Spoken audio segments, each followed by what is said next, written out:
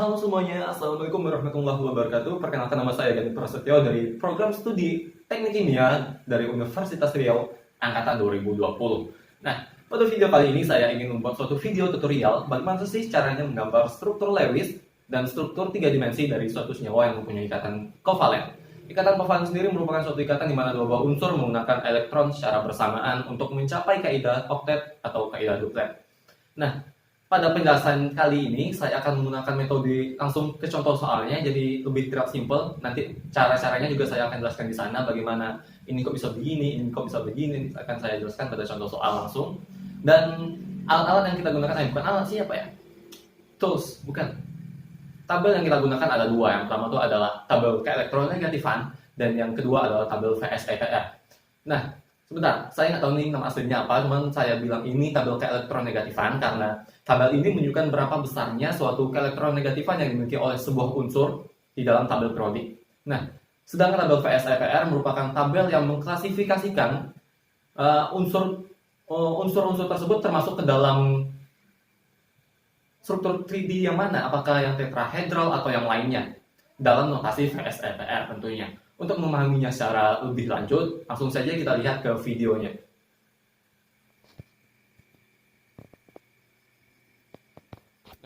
Kita masuk ke contoh soal yang pertama, yaitu gambarkan struktur Lewis dan struktur 3 dimensi dari senyawa CO2 atau karbon dioksida ya. Hal yang pertama yang harus dilakukan adalah mencari dulu elektron valensi dari masing-masing unsur CO2. Unsur C memiliki nomor atom 6, sehingga elektron di kulit pertama itu ada 2 dan elektron valensinya ada 4. Kemudian unsur O itu mempunyai nomor atom 8, sehingga elektron di kulit pertama itu ada 2 dan elektron di kulit terakhir ada 6 atau elektron valensinya, sehingga yang unsur C ini strukturnya bisa digambarkan seperti ini kurang lebih. 1 elektron, 2 elektron, 3 elektron, 4 elektron. Kemudian yang unsur O ada 6 elektron valensi. 1, 2, 3, 4, 5, dan 6. Nah, terus bagaimana sih caranya menggambarkan struktur Lewis dari senyawa CO2 ini? Mungkin ada yang bilang kalau cara menggambarkannya itu sembarang. Yang penting C-nya ada 1 dan O-nya ada 2. Seperti ini barangkali. C-nya 1, O-nya ada 2. 1, 2. Di sini C-nya ada 4 kan? 1, 2, 3, 4, dan O-nya ada 6. 1, 2, 3, 4, 5, 6. O-nya juga ada 6 yang untuk ini. 1, 2, 3, 4, 5, 6. Ini kemungkinan yang pertama. Terus, kemungkinan yang kedua. Yang penting C-nya 1 dan O-nya ada 2. Bisa jadi C-nya begini. Terus O-nya. O. Di sini kan C itu memiliki elektron valensi 4. Tetapi di sini dia menggambarkan dengan 3 buah elektron yang berikatan dengan O. Berarti ikatan kovalen rangka 3. Di sini elektron O, 2, 3, 4, 5, dan 6. Berarti elektron C ini masih ada sisa 1 berikatan dengan atom O. 1 berarti ikatan kovalen rangkap 1. Kemudian berarti si O ini masih memiliki 5 elektron. Ditaruhnya di sini. 1, 2, 3, 4, 5. Oke, ini kemungkinan yang kedua. Kemudian ada lagi kemungkinan yang 3. C, O, O. Ya, sama kan? C-nya ada 1 dan O-nya ada 2. Cuman bedanya, di sini dia meletakkan 2 buah elektron. Di sini juga 2 buah elektron. Kan pas 4 elektron valensi. Sedangkan pada unsur O, ini 1, 2, 3, 4, 5, dan 6. 6 elektron valensi. Sini 1, 2, 3, 4, 5, dan 6 elektron valensi. Unsur ini kemungkinan yang 3. Nah, sebenarnya sih yang mana sih yang benar dari ketiga unsur tersebut? Untuk membuat suatu gambar dari struktur Lewis, kita tuh mempunyai 2 buah syarat. Yang pertama itu adalah memenuhi kaidah oktet. Tetapi, misalnya dari 2 unsur ini tidak bisa saling memenuhi kaidah oktet, itu nggak apa-apa. 1 unsur saja yang memenuhi kaidah oktet. Berarti minimal 1 unsur yang memenuhi kaidah oktet. Dengan catatan, unsur yang memenuhi ini, yang 1 ini, itu memiliki keelektronegatifan yang tertinggi di antara unsur yang lainnya. Contohnya ini C dengan O. C dan O. C dan O itu berada dalam satu periode, di mana kalau dalam periode, semakin ke kanan, maka keelektronegatifannya semakin besar. C ini memiliki nomor atom 6, ini nomor atom 8. Sehingga kalau dalam tabel periodik bisa digambarkan kurang lebih seperti ini. Ini atom ke-6, ini atom ke-7, ini atom ke-8, ini O, sedangkan ini C. Makanya semakin ke kanan kan semakin besar keelektronegatifannya. Berarti si O ini memiliki keelektronegatifan yang terbesar. Sehingga kalau C ini nggak memenuhi kaidah oktet nggak apa-apa. Yang penting si O memenuhi kaidah oktet. Kalau dua-duanya bagaimana? Ya nggak apa, malah lebih bagus kan kalau keduanya bisa memenuhi kaidah oktet. Kemudian syarat yang kedua, muatan formalnya sama. Apa sih itu muatan formal? Itu nanti akan saya bahas. Di sini saya akan membahas syarat yang pertama dulu, yaitu memenuhi kaidah oktet minimal satu unsur. Kita cek dulu pada kemungkinan yang pertama. Yang C-nya 1, 2, 3, 4, 5, 6. Cuman ada 6 elektron di C. Sehingga C ini nggak memenuhi kaidah oktet. Tapi tadi kan kalau C-nya nggak memenuhi kaidah oktet, itu nggak apa-apa. Oke, kita lanjut di unsur O. Kita hitung elektronnya 1, 2, 3, 4, 5, 6, 7, 8, 9, 10. Si O juga tidak memenuhi kaidah oktet. Berarti ini otomatis salah. Karena paling enggak si O ini tadi harus memenuhi kaidah oktet karena dia memiliki elektron negatifan yang tertinggi. Begitu juga di kemungkinan yang kedua, kita hitung di O. Ini 1, 2, 3, 4, 5, 6, 7. 7 elektron valensi, 7 elektron yang ada di O. Sedangkan di C, 1, 2, 3, 4, 5, 6, 7, 8.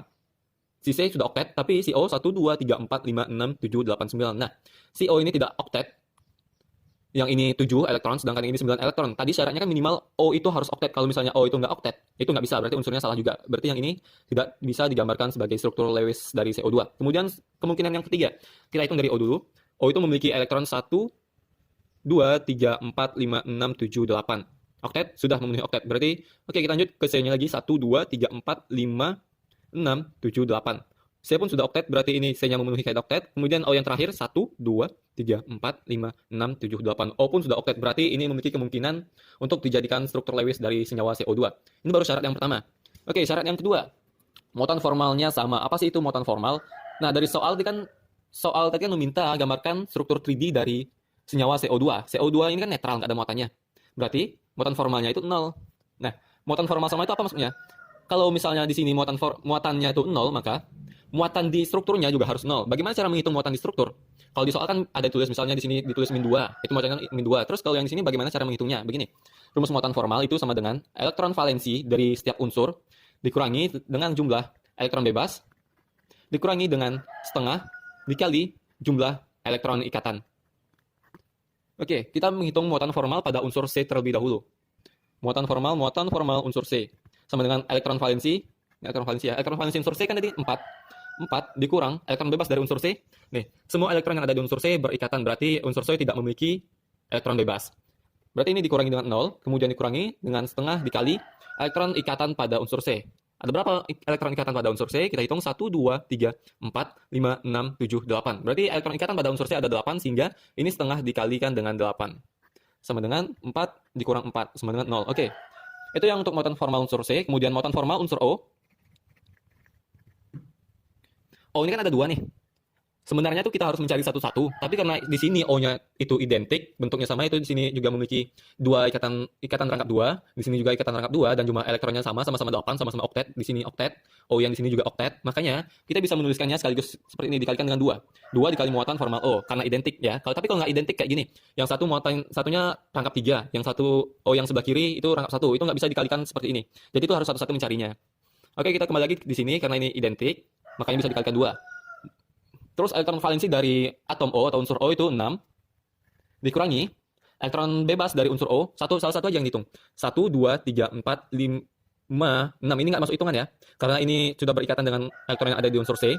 Yang dihitung tuh 1, 2, 3, 4. Yang bebas saja, yang nggak usah berikatan. Terus yang sebelah kanannya itu nggak usah dihitung lagi karena di sini sudah kita kalikan dengan 2. Jadi itu sudah mencakup. Jadi dikurangi dengan 4. Dikurangi dengan setengah dikali elektron yang berikatan. Nah, elektron yang berikatan pada unsur C, pada unsur O, itu ada 1, 2, 3, dan 4. Berarti ini dikali 4. Sama dengan 2, 6 kurang 4 kan 2, dikurang dengan setengah kali 4, 2, sama dengan 0. 2 dikali dengan 0, itu 0 juga hasilnya, sehingga muatan formalnya, kita bisa menjumlahkannya. Muatan formal 0 tambah 0 berarti 0 muatan formal. Sama antara muatan formal yang ada di struktur dan muatan yang ada pada soal, yaitu 0, sama-sama 0. Berarti struktur ini bisa menggambarkan daripada struktur Lewis daripada CO2. Berarti struktur inilah yang benar. Berarti kalau ditanya struktur Lewisnya dari CO2 bisa digambarkan seperti ini, CO. Dengan ini ada sisa elektron 4, elektron bebasnya 3, 4, di sini juga ada 4. Oke, kurang lebih seperti itu. Terus ini kan baru struktur Lewis. Bagaimana sih cara menggambarkan struktur 3 dimensinya? Nah, sebenarnya cara menggambarkan struktur 3 dimensinya itu ada 2 cara. Yang pertama itu dengan cara perhitungan. Sedangkan cara yang kedua itu dengan melihat struktur Lewis yang sudah kita buat tadi. Tadi kan struktur Lewis dari CO2 itu kan seperti ini. C, ikatan kovalen rangkap 2 dengan O. Di sini O yang mempunyai elektron bebas sebanyak 4. Di sini juga elektron bebas sebanyak 4. Nah, terus bagaimana sih caranya menggambarkan struktur 3 dimensinya? Sebenarnya yang harus pertama kali kita buat adalah buat dulu notasi VSEPR. Apa itu sih notasi VSEPR? Sebentar, saya akan beri contohnya dulu ya. Contoh notasi VSEPR itu adalah AX4. Itu gambarnya itu berbentuk tetrahedral. Terus ada lagi AX6, itu gambarnya itu berbentuk oktahedral. Dan ada lagi AX5E, ini berbentuk segi 4 piramida. Sebenarnya banyak lagi kode-kode yang lain, ini hanya 3 kode yang saya berikan. Nanti ada lagi beberapa kode yang tersedia pada tabel tersebut. Nah, apa sih itu AX4, apa itu AX6, dan apa itu sih AX5E? Seperti yang saya sudah bilang bahwa ini itu merupakan kode-kode untuk mengetahui bahwa nanti di tabel VSEPR itu AX4 itu termasuk dalam yang mana, apakah tetrahedral atau oktahedral, dan gambar tetrahedral itu bagaimana, itu tersedia pada tabel VSEPR. Terus A itu apa sih? A itu melambangkan atom pusat yang akan kita cari struktur 3 dimensinya. Seperti CO2 tadi, atom pusatnya di sini kan adalah C. A, oke. Sedangkan X itu melambangkan atom yang mengelilingi atom pusat. Di sini atom yang berada di sekitar atom pusat itu adalah O sebanyak 2, makanya kita buat AX2. Kalau atom yang mengelilingi atom C ini ada 3, maka di sini kita akan buat AX3. Terus kalau ada 4, kita buat AX4, begitu seterusnya. Terus bagaimana dengan E? Apa itu E? E itu di sini melambangkan elektron bebas yang ada pada atom pusat, yaitu atom C, kalau pada soal kita tadi kan. Nah, kebetulan pada soal kita tadi, atom C itu tidak memiliki elektron bebas, sehingga E-nya itu tidak perlu ditulis. Dan yang perlu ditulis hanya 2 ini saja, A dan X2. Di mana A itu melambangkan atom pusat, sedangkan X2 itu melambangkan banyaknya atom lain yang mengelilingi atom pusat, yaitu atom O sebanyak 2 biji. Nah, AX2 itu apa sih gambarnya? Marilah kita cek terlebih dahulu di tabel VSEPR. Nah, ternyata AX2 itu merupakan simbol dari struktur 3D yang berbentuk linear. Nah, gambarnya bisa kita lihat pada layar berikut. Nah, ini dia gambarnya. Oke, kurang lebih seperti itu cara penggambaran struktur 3 dimensinya. Kita akan lanjut ke soal yang nomor 2. Kita masuk ke soal yang nomor 2, gambarkan struktur Lewis dan 3 dimensi dari senyawa ClO4-. Sama seperti yang tadi, pertama itu kita harus mencari dulu elektron valensinya. Ini Cl, itu nomor atomnya 17, sehingga konfigurasi elektronnya 287. Strukturnya Cl 1, 2, 3, 4, 5, 6, 7. O itu 8 nomor atomnya, sehingga konfigurasinya bisa ditulis 2,6. Sehingga ini O 1, 2, 3, 4, 5, 6. Nah, cara membuat strukturnya yang tadi sama sih. Cuman di sini saya akan langsung membuat coba strukturnya. Itu berarti ClO4-. Berarti Cl itu bertindak sebagai atom pusat. Sedangkan O itu mengelilinginya. Terus, antara Cl dan O4 itu, manakah yang lebih elektronegatif, apakah Cl atau 4? Nah, mungkin tadi di awal ada yang bertanya-tanya, mengapa sih kita memakai tabel keelektronegatifan? Padahal kan ada sifat keperiodikan unsur, di mana kalau dari dalam satu periode, semakin kanan semakin besar. Sedangkan dalam satu golongan, semakin ke bawah semakin kecil. Ya, itu memang benar. Tapi dalam kondisi seperti ini, sifat tersebut tidak bisa kita gunakan. Karena mengapa? Karena Cl itu berada di sebelah kiri O. Maaf, O itu berada di sebelah kiri Cl. Tapi O itu juga berada di atas Cl. Nah, ini mana yang benar? Apakah O itu lebih besar daripada Cl keelektronegatifannya, ataukah O itu lebih kecil daripada Cl keelektronegatifannya karena dia terletak di sebelah kiri? Makanya kita memerlukan tabel keelektronegatifan untuk menentukan manakah yang lebih besar. Nah, pada tabel keelektronegatifan, atom O memiliki nilai elektronegatif yang lebih besar daripada Cl. Oleh karena itu, minimal atom O ini harus mencapai oktet atau memenuhi syarat oktet. Sedangkan apabila Cl ini tidak memenuhi oktet, itu nggak masalah, sama seperti prinsip yang tadi. Jadi saya bisa menuliskan strukturnya. Cl itu ada 7, 6, 7. Oh, itu ada 6, 1, 2, 3, 4, 5, 6. Oh, itu ada 6 juga. Di sini juga 6.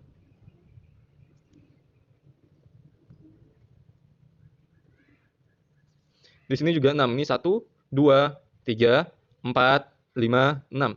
Nah, tadi kan syarat yang pertama tuh dia harus oktet. Oktet, dan yang syarat kedua muatan formalnya harus sama. Muatan formal sama. Nah, kita uji dulu syarat yang pertama tuh, dia tuh harus oktet. Tadi kan misalnya kalau nggak bisa kedua-duanya, yang Cl dan O itu tidak bisa mencapai oktet secara sekaligus, maka minimal O itu harus mencapai oktet. Kalau Cl nggak mencapai oktet atau berlebih dari oktet, itu nggak apa-apa. Kita hitung dulu dari atom Cl-nya. Ini atom Cl-nya ada berapa elektron? Ini 1, 1, 2, 3, 4, 5, 6, 7, 8, 9, 10, 11, 12, 13, 14. Nah, ternyata atom sel ini tidak mengikuti aturan oktet. Tapi kan tadi kalau selnya itu nggak mengikuti oktet itu nggak masalah. Oke, kita hitung lagi pada atom O-nya. 1, 2, 3, 4, 5, 6, 7, 8. Nah, O yang atas ini sudah oktet. Terus O yang sebelah kanan 1, 2, 3, 4, 5, 6, 7, 8. O sini juga sudah oktet. Yang sini 1, 2, 3, 4, 5, 6, 7. 7 berarti ini belum oktet ya. Tunggu sebentar. Terus atom yang sebelah kiri 1, 2, 3, 4, 5, 6, 7, 8. Nah, yang sini juga sudah oktet berarti ini sudah memenuhi aturan oktet. Nah, lalu apakah struktur ini benar atau salah? Ingat, tadi kan strukturnya itu adalah Cl4-, berarti atom ini memiliki muatan formal 1, min 1. Artinya atom ini menerima elektron atau tambahan elektron dari luar, sehingga tambahan elektronnya itu bisa kita letakkan pada O yang mengalami kekurangan elektron tadi. Sehingga si O tadi bisa mencapai dalam kondisi oktet. Di sini ada elektron tambahan dari luar. Sebagai kode kita kasih tanda min. Coba kita hitung lagi 1, 2, 3, 4, 5, 6, 7, 8. Nah, di sini O-nya juga sudah oktet berarti. Oke, sini sudah oktet, sudah oktet, sudah oktet, sudah oktet. Nah, syarat pertama berarti terpenuhi. Kita uji lagi syarat kedua, muatan formalnya harus sama.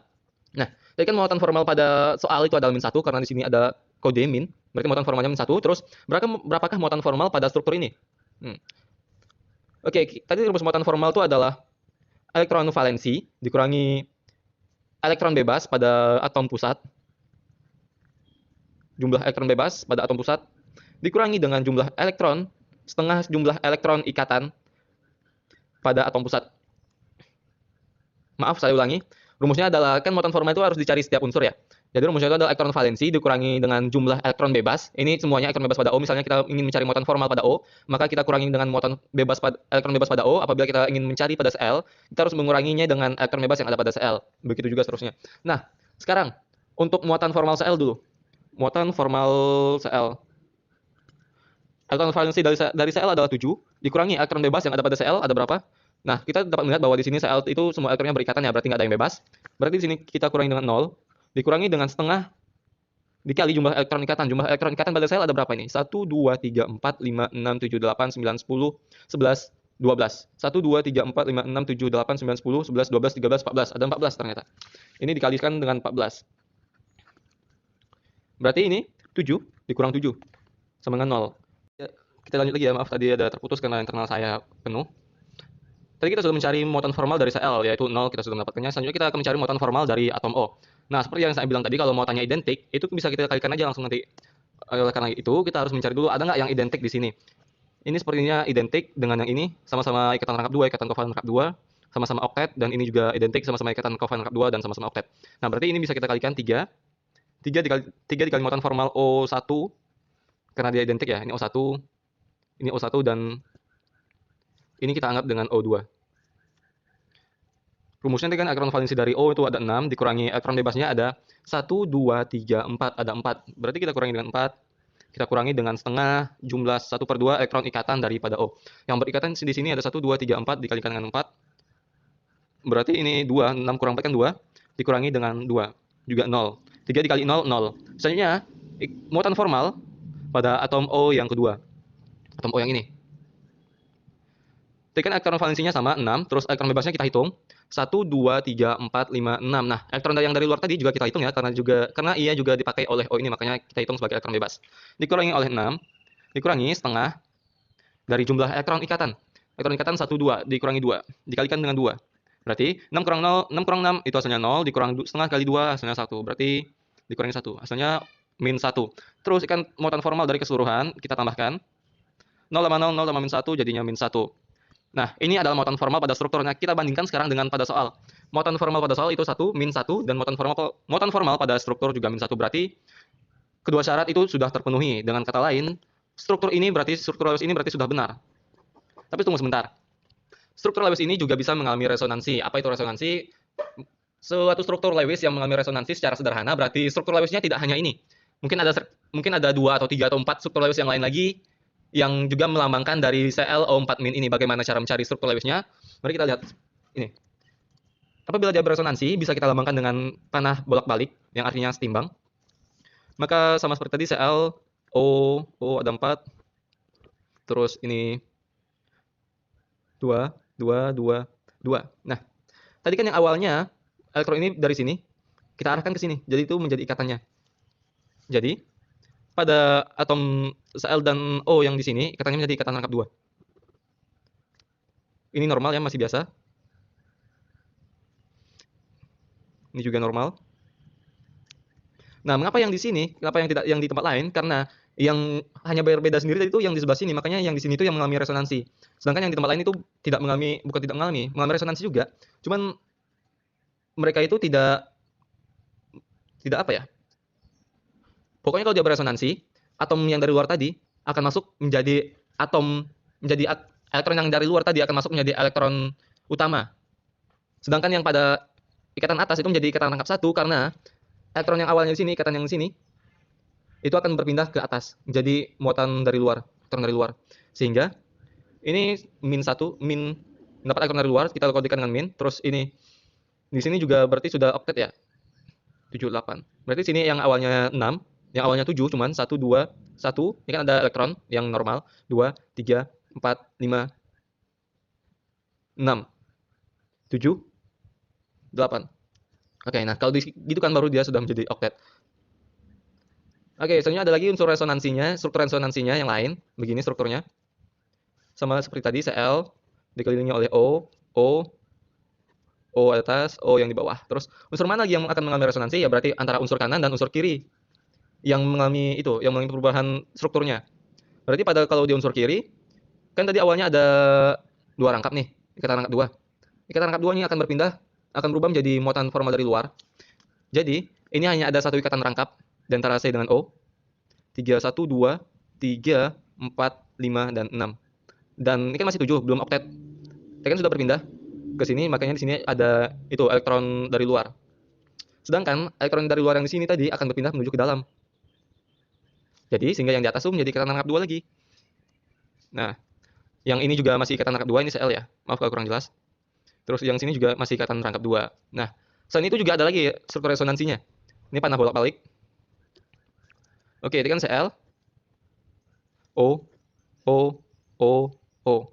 Nah, yang sebelah kiri sudah mengalami perubahan struktur, yang sebelah ini juga mengalami perubahan struktur. Yang di sini juga sudah mengalami, berarti yang belum itu hanya yang di sebelah sini. Makanya elektron ikatan yang di sini tadi akan berpindah keluar, menjadi negatif dia. Sedangkan yang ini, elektron dari luar tadi akan masuk ke dalam. Jadi strukturnya bisa dituliskan seperti ini menjadi ikatan rangkap 1 karena ikatannya itu keluar, menjadi elektron. Terus yang ini menjadi ikatan rangkap 2 karena muatan elektron dari luarnya itu menjadi ikatan. Begitu kurang lebih kalau secara sederhananya ya. Tapi kalau secara teorinya mungkin nggak begitu. Jadi elektron dari luar itu masuk menjadi ikatan, di sini juga tetap ikatan rangkap 2, tidak terjadi apa-apa, sini juga ikatan rangkap 2, tidak terjadi apa-apa. Nah, inilah struktur resonansi daripada ClO4-, ada 4 buah, 1, 2, 3, 4. Karena 4, mengapa 4? Ya karena yang menerima elektron dari luar itu adalah atom O. Maka dari itu O ini kan ada 4, berarti dia mempunyai 4 struktur resonansi atau struktur isomer, kurang lebih seperti itu. Nah, sekarang ini sudah struktur Lewisnya. Bagaimana cara menuliskan struktur 3 dimensinya? Kalau untuk menuliskan struktur 3 dimensinya, kita bisa pilih salah satu dari unsur ini, sama aja sih sebenarnya. Contoh saya pilih dari struktur yang kedua lah ya.